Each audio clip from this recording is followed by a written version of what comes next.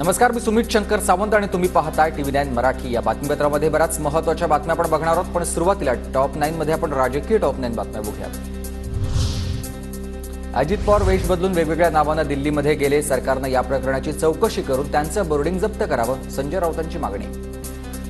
अजित पवार वेशांतर करून नाव बदलून दिल्लीत येतात, विमानतळावर त्यांना कोणी रोखत नाही। दोन्ही जे प्रवासामध्ये बोर्डिंग कार्ड्स किंवा ओळखपत्र वापरले ती जप्त करून अजित पवार आणि इतर काही लोकांवरती गुन्हे दाखल करून राष्ट्रीय सुरक्षा कायद्याखाली त्यांची चौकशी होणं गरजेचं आहे।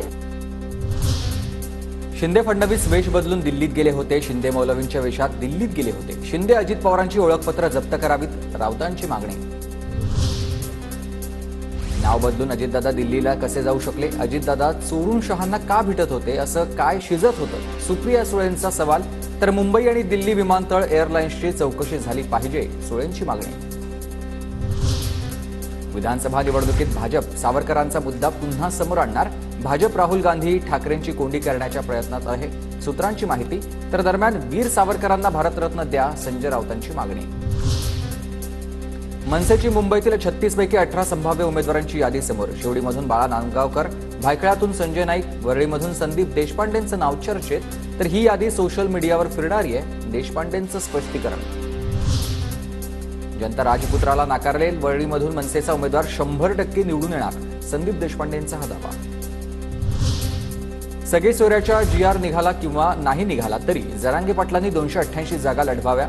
निजामी श्रीमंत मराठा गरीब मराठाला न्याय देत नाही, त्यांना धडा शिकवला पाहिजे, प्रकाश आंबेडकरांचं हे वक्तव्य।